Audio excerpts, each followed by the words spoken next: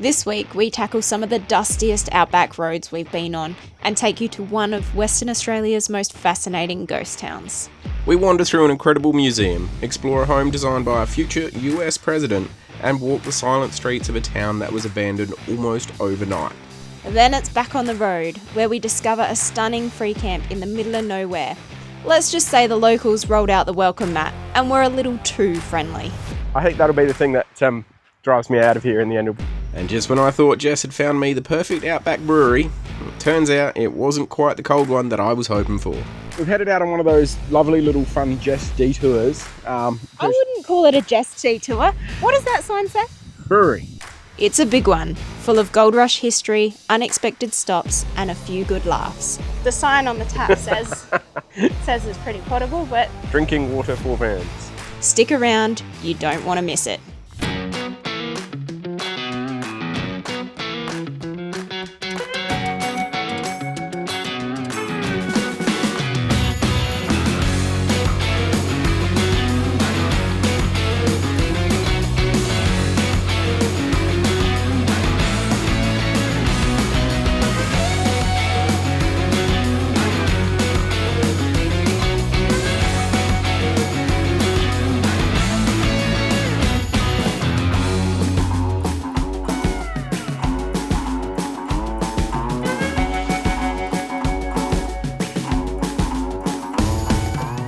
I kept on saying that we were going to Leonora, and We really were never going to Leonora, ever.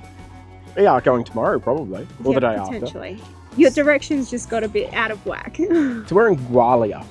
Gwalia is just south of Leonora. Yeah, it's on like the outskirts of Leonora, so I'm kind of close, right, sort of thing. Anyway, this place is just another ghost town, a really cool, well-maintained ghost town. They've actually done up a few of the buildings and shops and stuff, but when I say done up, that to original standards. So it's actually kind of creepy to look around at the buildings and that. I don't know that yet, that's just what I've been told.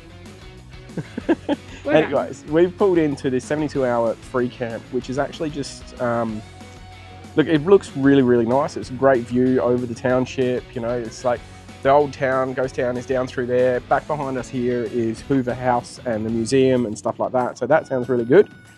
What they don't tell you, that there is the active Leonora mine. So there's generators, there's trucks, there's dozers. I actually think it's the Gwalia mine, but anyway. There we go. I got my Gwalia and Leonora wrong again. But anyways, so we'll see how we go. I think today we're probably just going to look through Hoover House and the museum, and then tomorrow shoot around and look at the old ghost town itself. Original plan was to be here for a couple of nights, but see what happens, see how it goes. It's pretty noisy up here, but it's a beautiful spot nonetheless. It's just white noise. We won't even hear it. See how we go. So we've had a quick little change of plans. We've actually just shot up to the museum just to have a quick little recce. Yeah. So we weren't too sure what time it was closing up or anything like that, and it's closing up now, which is 4 o'clock. Yeah. So we just got chatting to the lady there called Wendy. Lovely, lovely lady, full of information. We worked out that we were saying Gwalia wrong. Yes, it's, as Jess just said, it's not Gwalia like I was saying. Yes. But no, so she's absolutely lovely lady, and we're going to head in there probably first thing tomorrow morning and go through the tour and all that sort of thing. But yeah. That's after we do the walk up to Mount Leonora. Yeah, she unfortunately mentioned that there is a hike in town to do so. And potentially after we have a look at all the buildings. Well, I was thinking doing that and then the building. Oh, okay. Yeah, we'll figure it out. We'll figure it out. But either way, I think now we're, literally just going to walk from back there to there, because that's us, and chill out for the night. We did have to register to stay in the 72-hour camp. Yeah. So what we missed out on doing when we were reading that sign over there was we didn't see that you had to check in. Yeah. But yeah, so if you do come to this free camp, this RV camp, you do have to go into the information museum thing and put your details down. Yeah. So, yeah, cool. So that's all done. Yep. Well, perfect timing. There's the van. See you tomorrow. Bye. You know, it's not every day that you pull up to a free camp next to one of Australia's deepest gold mines. Yep, just casually camped on top of a mining operation that goes over 2 kilometres underground. No big deal. The Gwalia mine was actually managed by Herbert Hoover before he became US president. Imagine putting that on your resume. Managed a gold mine in Outback WA. then run America. Yeah, and while they're down there digging for gold, we're just sitting up here frying sausages for dinner. But seriously, this spot is awesome. Free camping with a view of living history and a working mine. Tomorrow we're headed out into the museum and through the ghost town, but tonight it's camp chairs, a sunset, and hopefully not too much mining dust.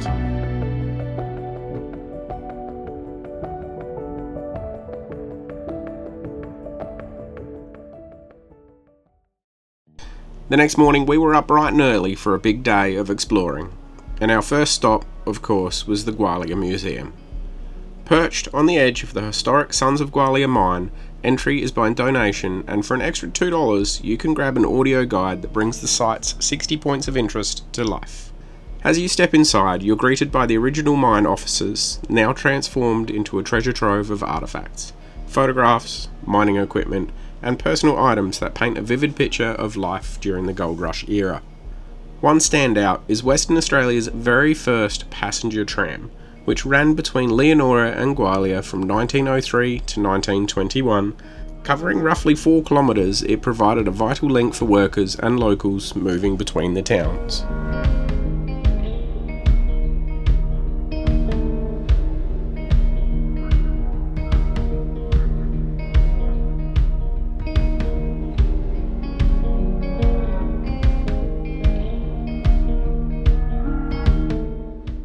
Good morning. Morning. All right, so slow start to the day today, but we are up and about and we're going through the museum at the moment. Bit of a funny story though. Wendy, the lady that we were chatting to yesterday here, she was going to give us a bit of a tour today, but she actually came and knocked on our caravan door to say that she's been called away to do some Training at the Shire office. So she's actually just quickly buzzed around and opened everything up for us. So we get to have a little bit of a bit of a look around and all of that sort of thing. So unfortunately she won't be here, but she did say if anything's closed that we can just open it up and head in and have a look around. So that's kind of very, very nice of her. Yeah. But yeah, so we're just doing that now. We're already sort of halfway through it, but plenty more to see and do and all that sort of thing. And I think after that we might go down to the ghost town itself. But yeah, that's pretty much our plans for the day. Yeah, pretty much. Yeah. See what happens from here. Let's do it.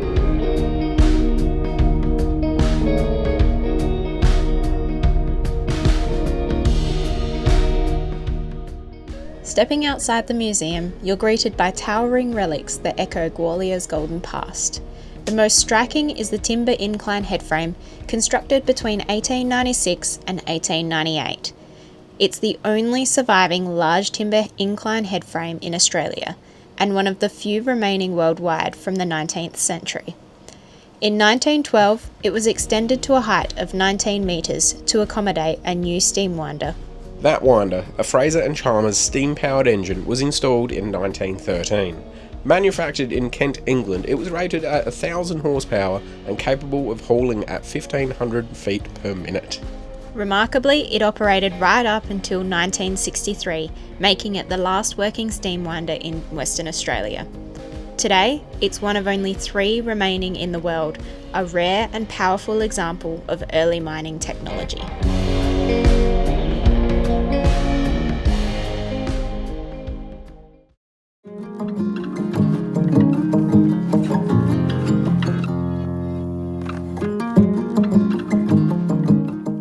From the towering structures outside, we stepped inside the quieter, more precise world of the assay office. This is where they'd test rock and ore samples to figure out how much gold they actually contained. It was a crucial job, as the results could influence an entire day's work. All the original tools are still here as well. Balancers, crucibles, and even old logbooks. Everything had to be accurate down to the tiniest fraction.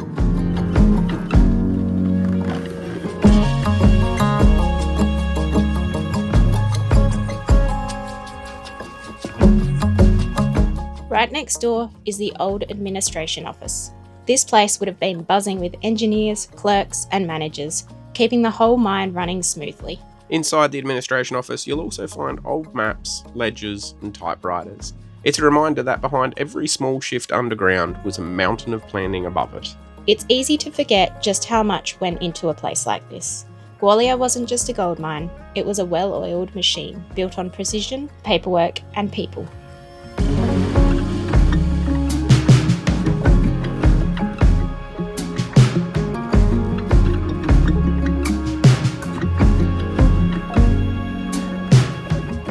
From there, we made our way up to Hoover House, and yep, it is that Hoover. Before he became the 31st President of the United States, Herbert Hoover was a young mining engineer working right here in Gwalia. We stepped inside and were instantly taken back in time. The main dining room still holds so much character. From there, we wandered around the bedrooms, each one beautifully restored and filled with little touches that reflect the home's history. These days, Hoover House has been beautifully restored and now operates as a bed and breakfast, and also runs as a cafe most days. It's perched up on what's called Staff Hill, overlooking the entire mine site, and when you step out into the veranda, the view is something else. You can see exactly why the manager would have wanted this spot. We couldn't help but imagine Hoover himself sitting right here with a cup of tea, planning his next big move. Down in the heart of the ghost town, it's hard to believe that this place was once home to over 1,200 people. Families, workers, kids, it was a thriving community for decades, built entirely around the Sons of Gwalia gold mine. But everything changed on December 28th, 1963, when the mine suddenly closed. That final whistle marked the end, and within just 3 weeks the population dropped to around 40 people in total. The closure came right between Christmas and New Year. With no work, no income, and no reason to stay, most residents packed up and left almost immediately.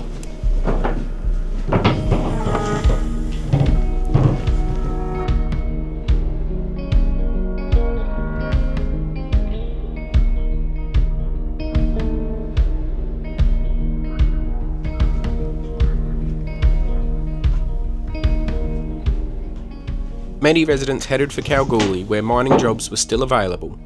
Unfortunately, there weren't enough roles for everyone, so the sooner you got there, the better your chances. Here's the wild part. It was quicker, cheaper, and just plain easier to walk away from everything and start again. People left behind homes, furniture, even clothes, all in the hope of being first in line for work.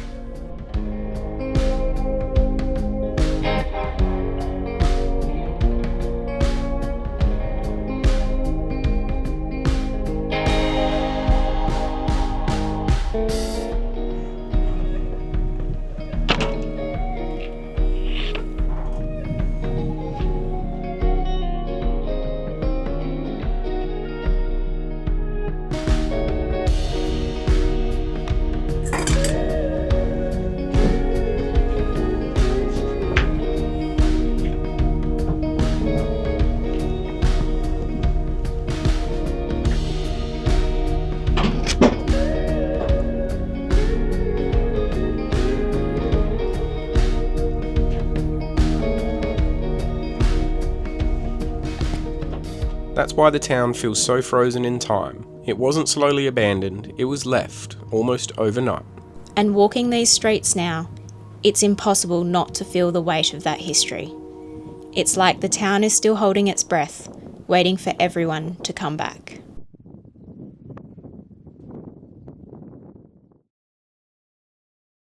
We've just packed up and left from the Gwalia 72-hour free camp, and we've got back onto the Goldfields Highway, and just 200 metres down the road there's an information bay, which also has a dump point and a place to fill up your vans with fresh water. So Alan's just here.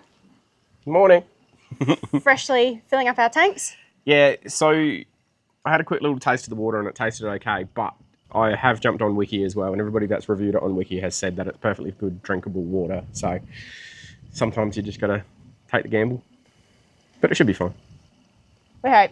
Yeah, well, it's either that or we have absolutely no water because we're pretty much bone dry at the moment. I mean, look, the sign on the tap says it's pretty potable, but Drinking water for vans.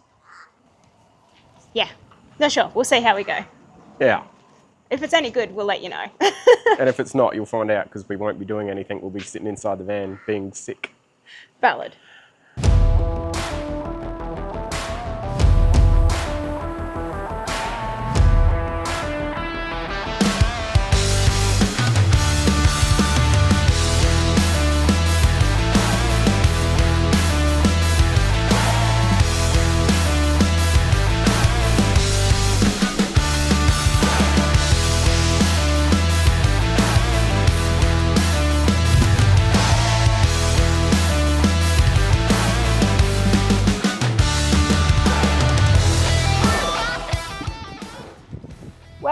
travelled about 70 odd kilometres out of Leonora, and we decided, we'll stop here for tonight.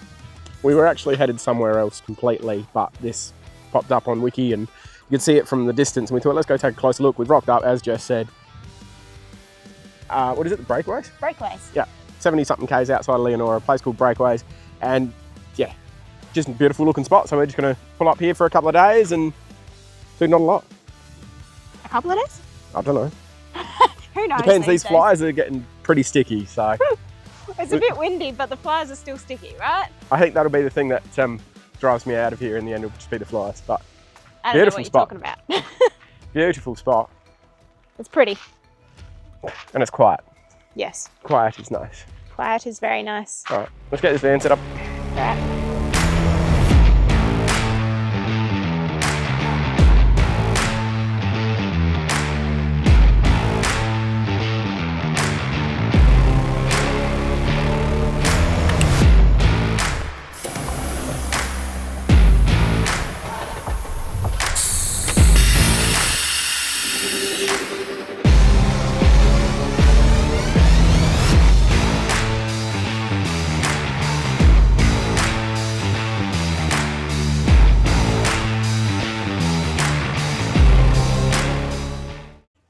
The flies are pretty thick.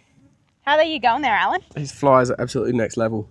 I've been sitting in the van refusing to come out because they are that bad, but we're going to go for a bit of a walk, and yeah, this is ridiculous. I've been carrying this fly net around for 4 years now, and this is the first time it has made an appearance. Alan actually got rid of his. Are you regretting your life decisions? I need to go get another one. This is ridiculous.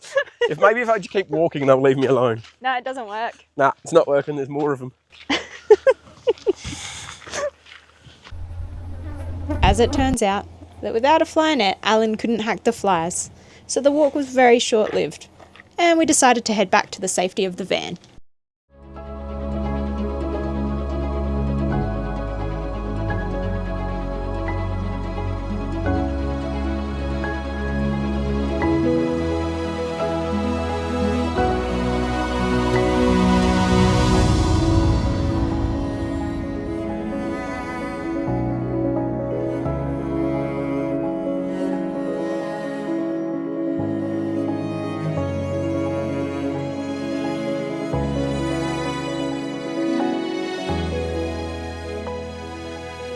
That's one of those campsites that we could very easily spend a heap of time at, but unfortunately we are on the move. Yep. The flies were just way too thick. I feel like the flies are going to be thick no matter what. Yeah, it's just the way it is out here in the goldfields, which is fine. Normally we don't mind them too much, but we couldn't sit outside at all, and we like being outside, so we're just going to make a move, continue heading north-ish sort of direction. But yeah, other than the flies, this is an absolute cracker of a spot. You could easily stay here for a few days and just relax and not do a lot and whatnot, but yeah. Is what it is. So I'm going to make a move. On to the next one. Yep, no idea where that is at the moment, but we'll find something, because it's just how we enjoy travel. Yeah. Probably not far away, let's face it. No, probably not. Probably 100 and something k's or so. But at the moment, we've got to try and find our way out of here, because there's a track. There's your track from yesterday. Yeah. As you can see, it's very well-formed tracks. Once upon a time it was. Yeah.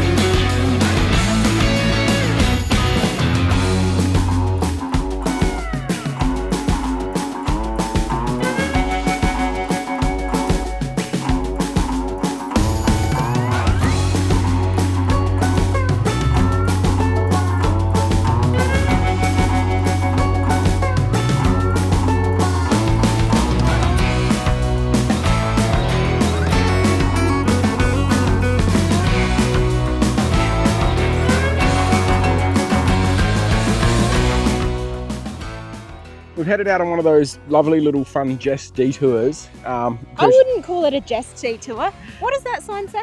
Brewery. Jess said, oh, there's an old brewery out here near Sandstone. We'll go look at that. And I'm like, yeah, we'll go have a look at the brewery. So that's the sign. And, well, there's just a big pile of rocks on the plateau. And apparently it's a very, very old brewery. So it's not really anything that I was looking for. So it's Alan's detour. Anyways, while we're here, we might as well go and have a look. But I don't think we're going to see too much out of this. So It might be a good view from the top. oh no, it's still cool. It's still cool, but it's just not the brewery I was expecting. So It's okay. Next time. we'll see. Let's do it.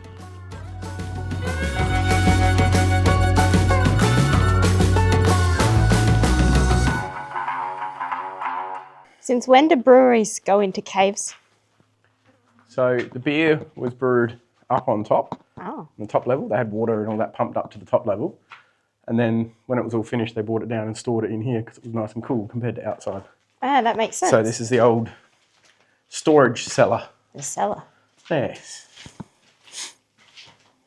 Oh, yeah. So back in the day, that's how they brought it all down. Huh. In 1907. Yeah. It's a bit disappointing though, there's no beer here now. That would definitely have been taken by now. Yeah, that's upsetting. Could have left just one here for me.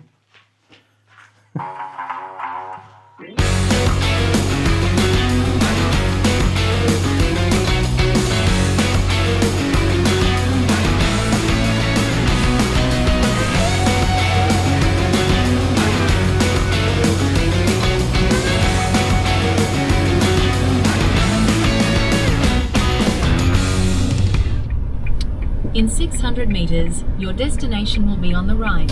2 Jess detours in one day. You're broken. So supposedly this little offshoot off the main highway is going to take us to our camp tonight. That's about the best I know about it. Jess, what was it called? Jundu Railway Dam? Yeah, Jundu Railway Dam. That's about all we know.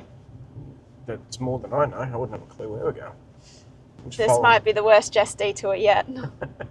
Oh, look, the camp might be worth it. Our track's not horrible. Just an interesting little offshoot that you've taken us on as always. Yeah, always. Yeah, keeps it interesting, that's for sure. Adventure time! Adventure time indeed.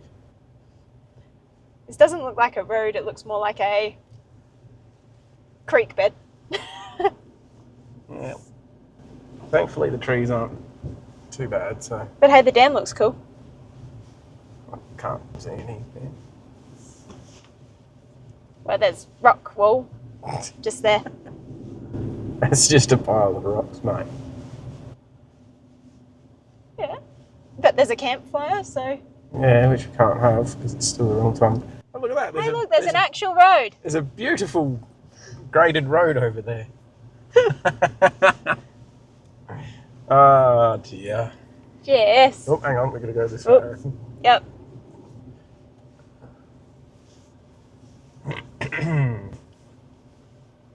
Good direction. We followed Google. Oh, don't you go blaming Google. Well, this is supposedly camp for the night. Yeah. Which looks pretty cool. So we might, Pull over. yeah, we might just pull up here for a minute or two, get out, have a little wander around. Scope it out and see where we go. Yeah. Should be interesting. Doesn't look like a bad spot. Yeah. All right, what do you think? I'm not going for a swim and I don't want to drink it, but, you know, it's a dam. Look, we can't really see it from where we are, but it's water, It's water. spillway. Supposedly it's full of yabbies, but again, I probably wouldn't eat them if I did get them out of this water. A little bit too stagnant for my liking, but Yeah, fair enough. that's just me. Aren't all dams stagnant? Technically, yeah. This one's green.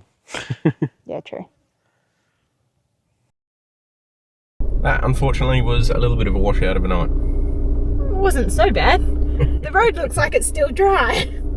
It rained for most of the night, plus an obscene amount of flies, which have all made their way into the car as well. So it was a bit of a nothing night, really. Yeah. We're going to get back on the road and put down some Ks and get out to some more interesting and exciting places.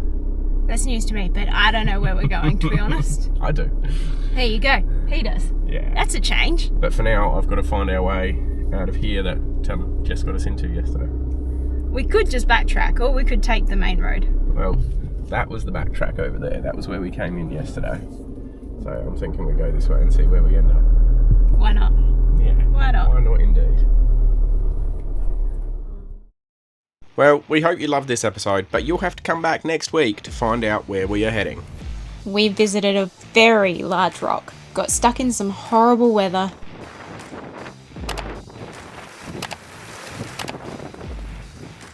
and still managed to find some incredible free camps. But the real question is, do we finally make it to the Pilbara? Make sure to subscribe, give the video a thumbs up, and let us know in the comments where you think we're headed. Thank you so much for watching, guys. We'll see you next week. Bye for now. Never stop exploring. We are now in the museum. Oh my God. What are you doing? I'm a miner. I see that. Come on. What are your arms painted on? Legs painted on? Oh, look, there they are.